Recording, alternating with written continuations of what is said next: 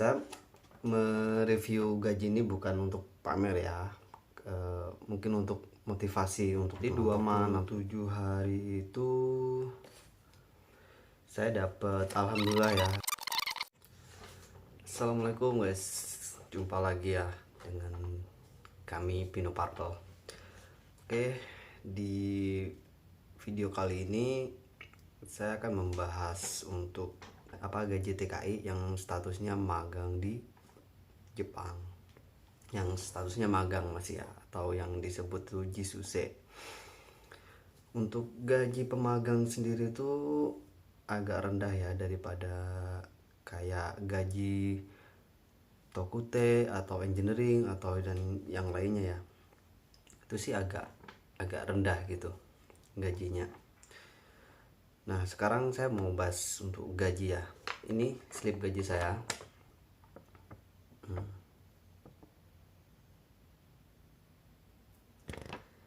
Nah, di sini nih saya kerja 27 hari. Dihitungnya 27 hari. Kalau untuk jamnya banyak lah ya. Jadi terhitung 27 hari untuk masa kerjanya itu. Nah, jadi 27 hari itu saya dapat, alhamdulillah ya, saya dapat 222,524. Nah, jadi 222.524 yen. Bukan rupiah ya, yen. Kalau dikuruskan Indonesia ya, kuruskan sendirilah ya, dari 222.524 yen kalikan sekarang kurs yen berapa saya lupa, itu kalikan sendiri berapa. Nah, jadi 27 hari itu 222.524 yen dibagi 27, terus dibagi lagi satu hari 8 jam. Jadi kisaran totalnya itu per jam tuh saya kisaran 1000, sekian yen, atau sekitar 100 ya, atau sekitar 100.000 per jam. Sehari 8 jam kerja kayak gitu. Alhamdulillah untuk pendapatannya kalau di Jepang ya memang agak lumayan besar ya kalau dibandingkan di negara sendiri lah misalkan. Cuman kerjanya juga di sini ya berat juga gitu guys ya. Gaji gede, risiko gede, dan juga modal gede. Saya mereview gaji ini bukan untuk pamer ya, mungkin untuk motivasi untuk teman-teman, untuk gimana ya, misalkan kalau ada teman-teman mau ke Jepang tapi masih ragu, atau ke luar negeri lainnya atau masih ragu, ya mungkin ini bisa buat motivasi gitu ya, gitu. Kalau misalkan mau hidupnya lebih maju lagi seperti itu, jadi untuk motivasi aja. Jadi di Jepang tuh gaji 222.524 itu ini masih kotor nih guys, masih kotor, masih ada potongan-potongan lainnya gitu. Nah, untuk potongan-potongan apa aja di sini? Oke. Kebetulan ini kanji semua.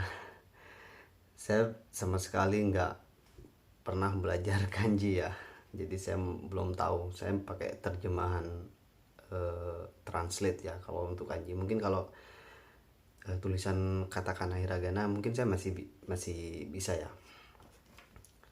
Nah, ini potongannya yang pastinya ada untuk kesehatan, potongan asuransi kesehatan kayak jam sostek kayak apa gitu. Kalau di Indonesia ada potongan kesehatan, dan untuk tetek bengek yang lainnya itu masih banyak potongan. Jadi 222.524 yen ini dipotong pajak, dipotong asuransi kesehatan, itu sisanya 199.000,46 yen. Nah 199.000,46 yen ini itu masih kotor lagi terakhirnya, tapi nggak apa ya, terakhirnya tuh dipotong apato guys. Apato tuh 30.000, atau kalau dikurskan tuh sekitar 3 juta lebih ya. Apato tiap bulan tuh 30.000 yen atau 3 juta lebih. Nah jadi sisanya tuh sekitar 169.000 yen sisanya itu kemarin, tapi nggak ditulis di sini, nggak dimasukkan sini kalau untuk potongan apatonya, nggak tahu kenapa ya. Itulah untuk pendapatan saya full 1 bulan ya, dapat bersihnya 169.000 yen kemarin. Itu ada komanya juga sih kemarin tuh, ada uang recehnya juga ya. Gimana ya,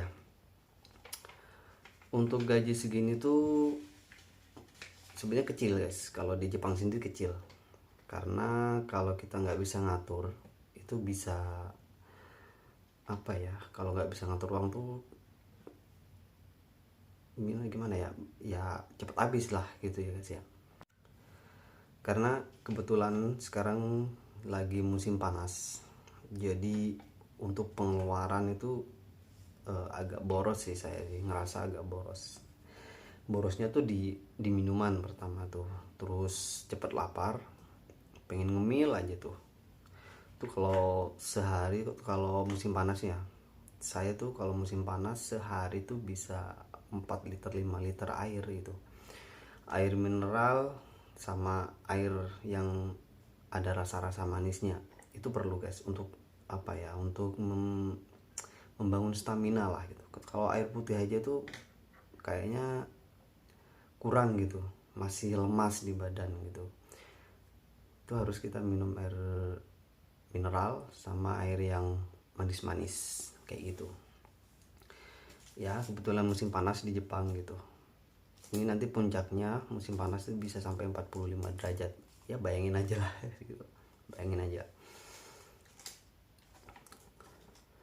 Nah mungkin untuk teman-teman yang mau ke Jepang atau gimana ya, harus semangat gitu, harus semangat, harus siapin semuanya dari segi mental, tenaga, atau semuanya gitu.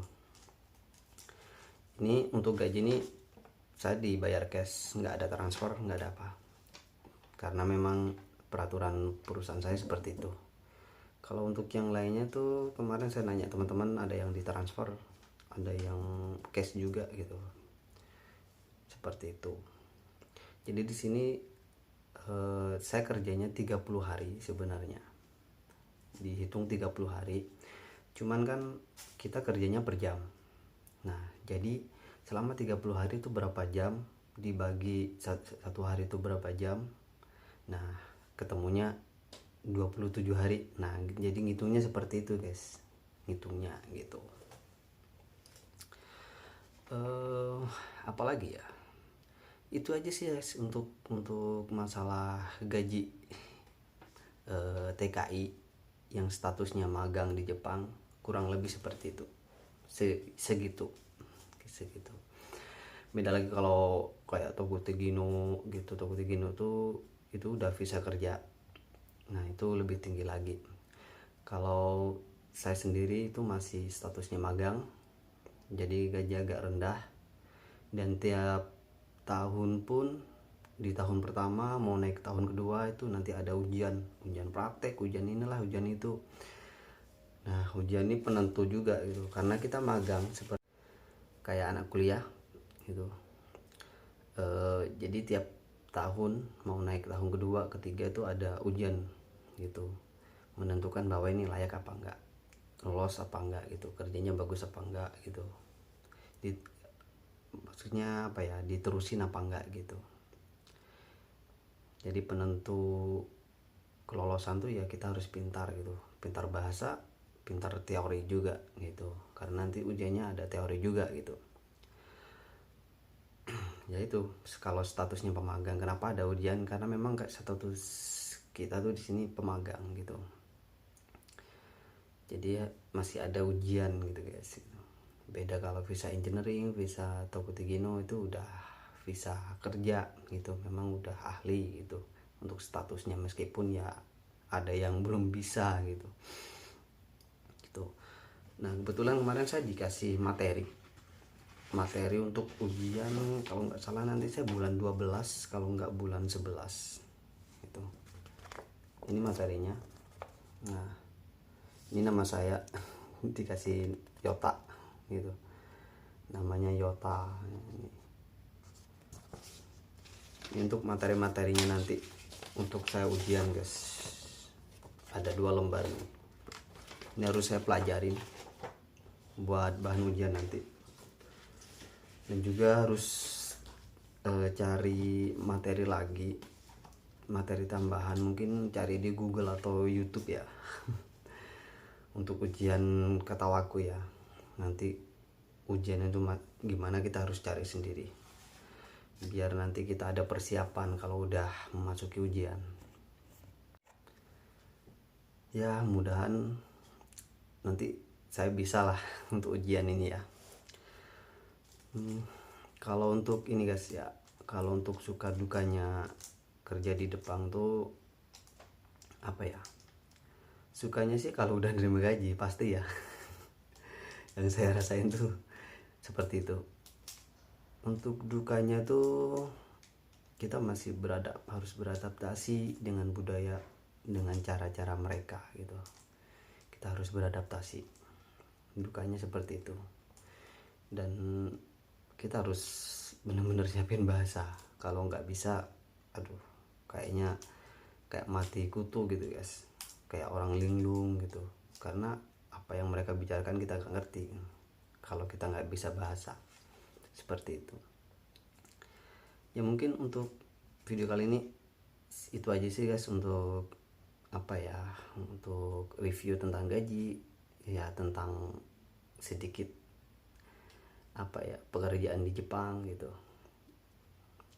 ya, kurang lebih seperti itu ya. Meskipun di Indonesia juga ada sih pekerjaan yang memang keras, mandornya keras, ini ada sih, cuman di sini memang apa ya, semuanya itu didikannya keras, itu semuanya nggak bisa dibentak, nggak bisa ini, pokoknya harus bisa di sini gitu, harus bisa gitu, harus cepat bisa, nggak boleh lemot gitu. Begitulah kalau di Jepang guys gitu ya. Apa ya, intinya gaji gede risiko gede seperti itu. Kita harus banyak belajar untuk sabar, belajar untuk nguatin mental gitu. Intinya jangan lemah gitu kalau di sini tuh ya. Seperti aja guys untuk reviewnya untuk kali ini, untuk video ini ya. Semoga bermanfaat ya, semoga menjadi motivasi ya.